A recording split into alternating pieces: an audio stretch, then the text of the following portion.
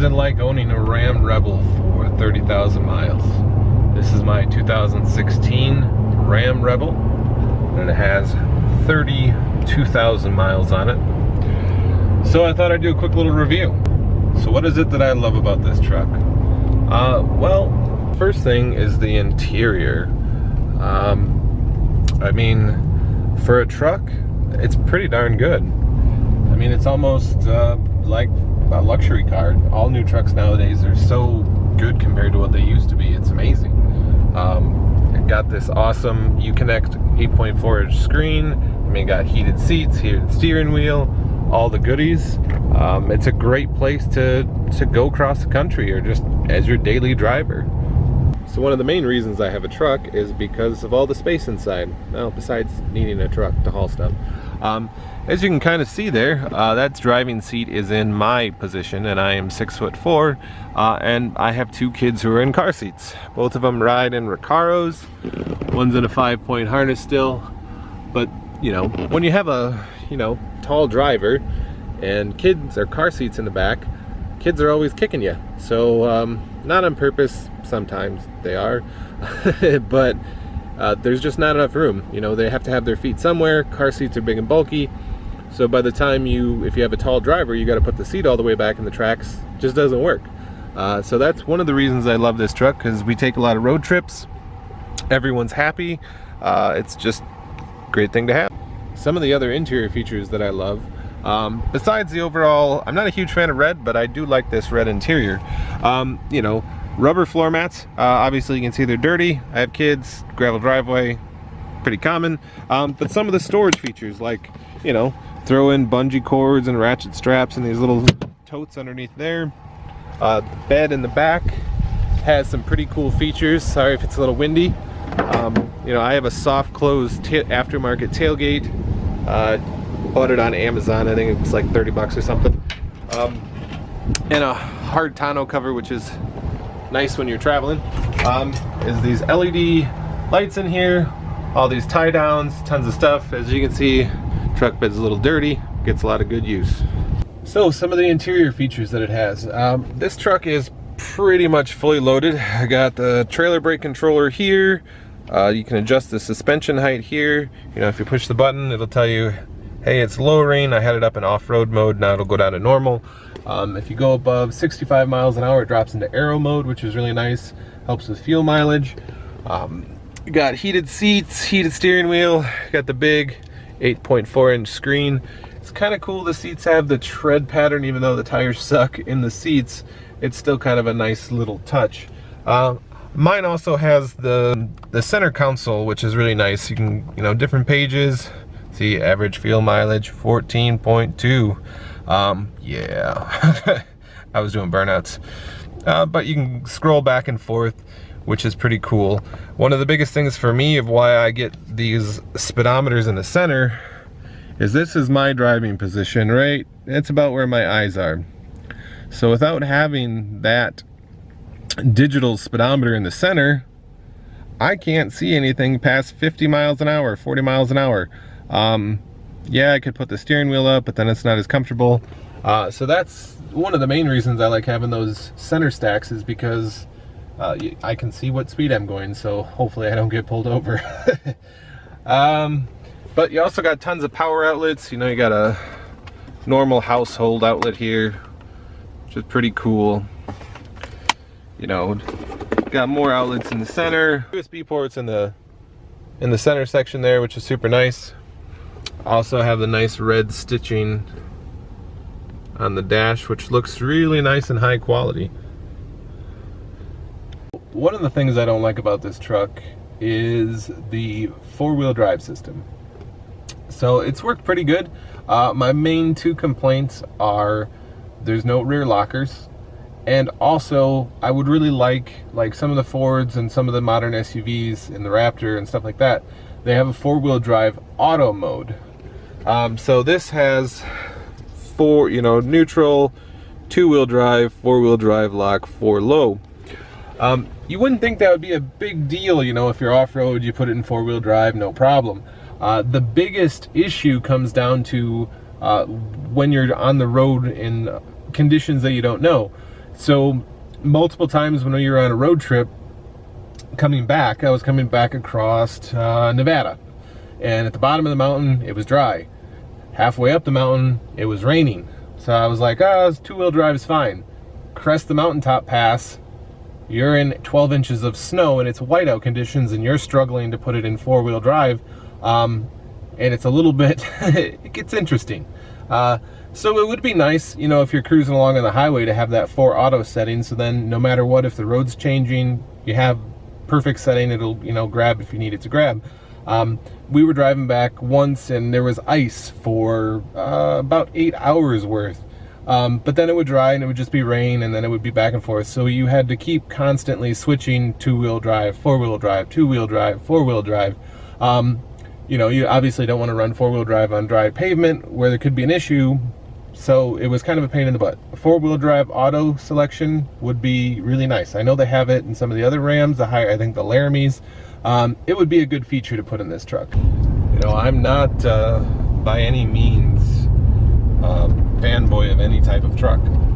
I test drove all the ones when I bought this one. I test drove a Ford, I test drove a Chevy. One of the things that made me buy this truck over any of those, it was the air suspension was one of them. A lot of people don't like it. They have some issues with it. Mine's been perfect, knock on wood. It's been awesome. I love the air suspension. I love the transmission. The transmission in this thing is amazing. The 8-speed automatic.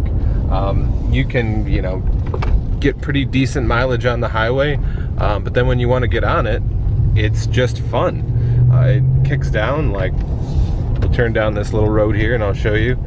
I mean, if you know, turn the corner, you know, some transmissions are dumbfounded. This one, put your foot down, you go. That's the other thing I love about this truck. That V8 engine is pretty nice. I drove the EcoBoost, definitely faster than this, by no question about it, and they're easily tuned, which is pretty cool. But I thought it was missing this right here. You know, something about a car that you can drive, and every time you go under an underpass or you go through a tunnel, it makes you smile. That's a good car, good engine. When I was out in California, every single tunnel, I was like a little kid.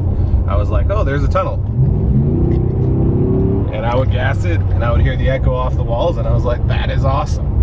So that's one of the other main positives that I love about it. It's stupid and childish, but you know what? Nothing beats a big V8. Put a smile on your face, at least sound-wise. Like I said, I know the EcoBoosts are faster. They got more low-end torque, but they also have turbo lag. I drove one, and every time I hit the gas, it was like 1, 2, then you go. This, you hit the gas, and you go. The only mod I've really done to this truck is a cold air intake, S&B cold air intake, and tailgate slow release latch, because I have 2 toddlers. I guess they're still toddlers, 5 and 6 years old. Last thing I want them to do was grab the tailgate and have them flop it on their heads, because they almost did that a couple times. So what do I think the best feature about this truck is? Well, the engine and transmission are a great combination. I love the look of it. It looks pretty awesome. It's just kind of an appearance package of the Rebel. Nothing too crazy off-road. It's not a Raptor by any means. But even saying that, I have done some crazy stuff with it. I'll throw in some pictures here. The first time I bought it, we took it on a road trip. I bought it in December, and in March we went on a road trip through, it was 6,500 miles, and or 6,300 something in there, I don't know. We went on a road trip through, our first stop was Colorado. Nebraska is kind of boring, so that was kind of our first stop, was Colorado. We went to Colorado Springs and Denver, went to Pikes Peak, kind of did backcountry Colorado across over to Utah. Went, and our first stop in Utah was Moab, went to Arches National Park, did a little bit of off-roading around Moab. Then we went down through Moki Dugway and then into the Valley of the Gods, and then after Valley of the Gods we went over to Monument Valley, and then after Monument Valley we hit the Grand Canyon, And then from the Grand Canyon, we went over to San Diego, or we went to Anzo Borrego. Did some off-roading, and I think it's pronounced Octacillo Wells. But then we went and did some off-road trails around Anzo Borrego and went up into the canyon, which was pretty fun. After that, we kind of went over to San Diego, and then we worked our way all the way up PCH from basically San Diego to the Oregon border, stopping all along the way at different places. We hit up Pismo Beach, where I got stuck in a sand dune. That was fun. $300 an hour to get towed out. Not exactly my most fun moment, but didn't wreck the truck, just blew a tire off the bead. Other than that, it was all good. Went up to the Redwood National Forest, did some stuff there, and then we kind of worked our way back to Wisconsin. So why did I buy this truck over a Ford or a Chevy? Well, it was really easy. Like I said, I test drove the EcoBoost. Great motor, but it didn't sound very good, and I know it's kind of a personal preference. I know it's faster, you know, more low down torque with the twin turbos, but it just wasn't for me.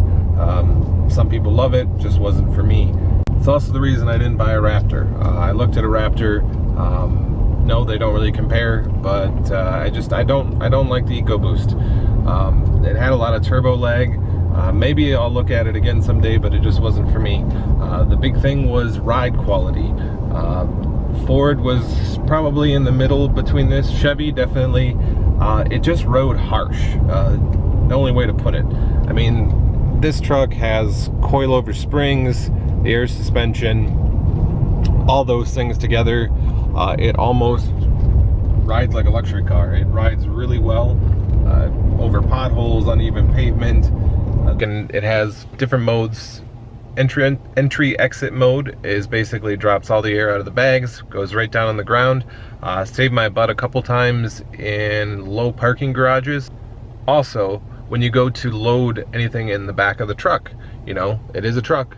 I had to haul like a 400-pound table saw home one day, and being able to drop it from normal and drop it all the way out to load it in the back of the truck, that's awesome. It doesn't squat when you put anything in the back. When you hook up a trailer, it doesn't squat, auto load levels. There is some problems here and there I have seen in the forums, people having problems with their suspension.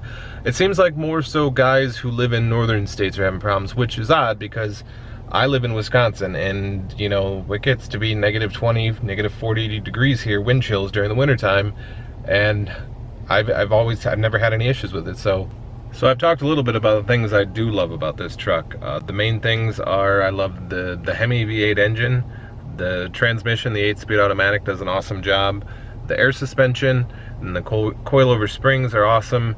The interior is another big one. I do love the kind of red accents on the seats. The little tread pattern that they put in there is pretty cool. All the materials are nice, soft touch. I was looking at Porsches the other day, and I was at the Audi dealership, and some of their materials were way cheaper than this truck in Audi. So that speaks in huge regards to Chrysler and what they did with this truck and the interior. So we've talked a bit about the things I do love. It's not all good. There's a lot of things that I don't like about this truck. Well, actually only a couple. The good thing is that Chrysler fixed them all pretty much for 2019 in the new Rebel. The biggest one is the tires. These Toyos, they suck in the rain, snow, or any ice. Now I understand, you know, they're not snow tires and it's a truck, but I've had a couple instances where the back end, it's not even the forward grip. Like when you're on it, obviously it's a truck, you can brake traction and drift it, and that's one of the things I love about it. You can slide it sideways. I've drifted everything, including a 26-foot Penske truck and everything in between. But the tires, it's not that they let go when you're on the gas and you're spinning them going forward. They let go laterally. So there was one instance when I was driving out to California in the middle of the night in Iowa, the back end let go at 70 miles an hour when I came over a crest. I've had the back end let go laterally, like sideways, and doing 30 miles an hour on a road, not even on the gas. The tires just have no grip when it comes to, you know, ice, snow, even rain. They're not good. The good thing is Chrysler changed over to Goodyear Wrangler Duratrax for 2019. Much better tire. So what else don't I like about this truck? It's another thing that they fixed in the new one, the locking rear differential. I mean, you can even get it on a Ford FX4, you can get it on, you know, Chevys, everything else. For being an off-road package and not having a locking rear differential, it's not really acceptable. But you can get one, like I said, on the 2019.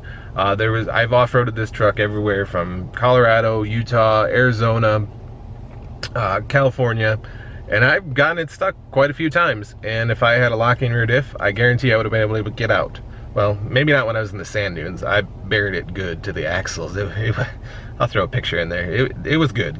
But a lot of places, you know, it was spinning where it shouldn't spin, and if I had a locking rear diff, the power would, you know, the rear end would be locked, and I could have pulled myself out of some places that were not easy to get out of.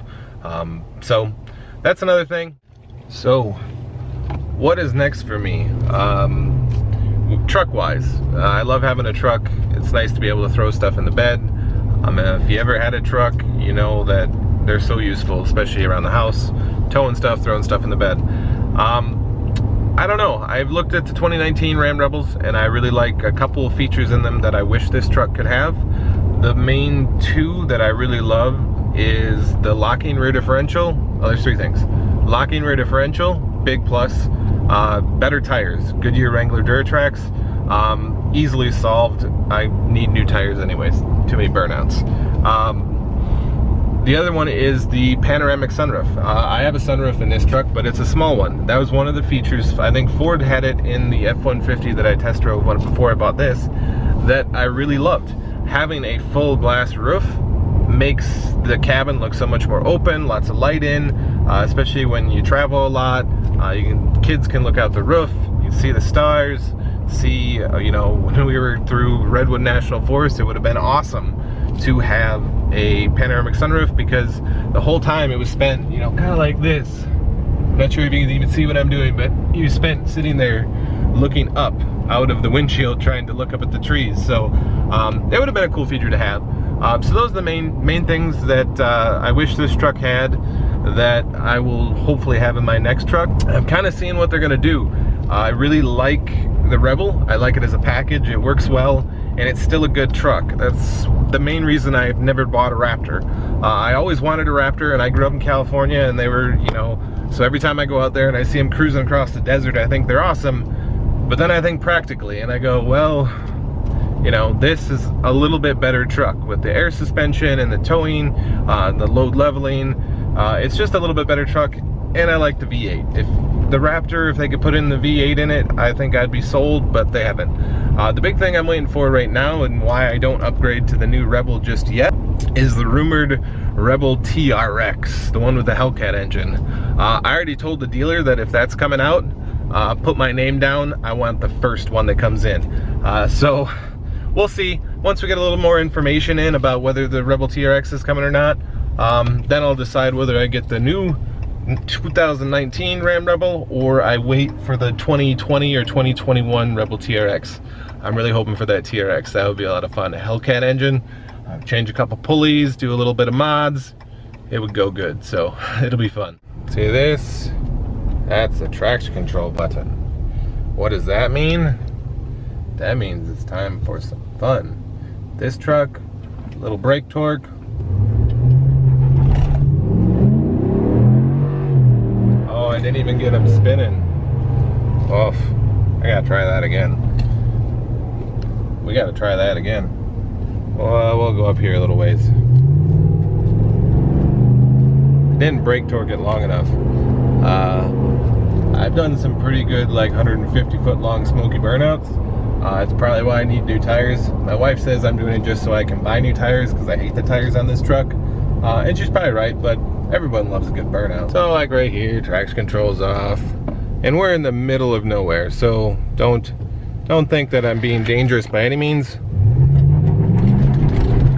There we got a good one. A little bit of one, nothing too crazy. We're just doing, I'm still in two-wheel drive. This isn't even off-road, but gives you an idea. I like to come out here and set up a little drift track during the winter time, have some fun. Comes to mileage. Everyone always asks me, oh, does that Hemi get very good mileage, cylinder deactivation, 8-speed? The answer is it can. We did 6,000 plus mile road trip, and we averaged about 16 miles per gallon, and about 1,000 miles of that was off-road or more. On the highway, 20, 22, not a problem. You know, if you drive, nice. But as my wife says, I kind of drive like an a-hole sometimes, especially if I don't have my kids in the car or anything else, or I'm on a back road like I was. You know, I tend to drive spiritedly. I love the way the engine sounds, everything else. So I usually only get about 14, 15. So there it is. If you drive like a normal human being, I think 17 isn't out of the question. But like I said, I tend to drive kind of quickly. So, and not very light on the gas. I'm pretty throttle heavy. So you can get good mileage with these. It wasn't a priority when I bought a truck. It's a truck. If you're looking for fuel economy, don't buy a truck. Unless you want, you know, if you get a Ram with the Eco Diesel, that'll get good fuel mileage, but not these things. They're better than they used to be, so that's a bonus.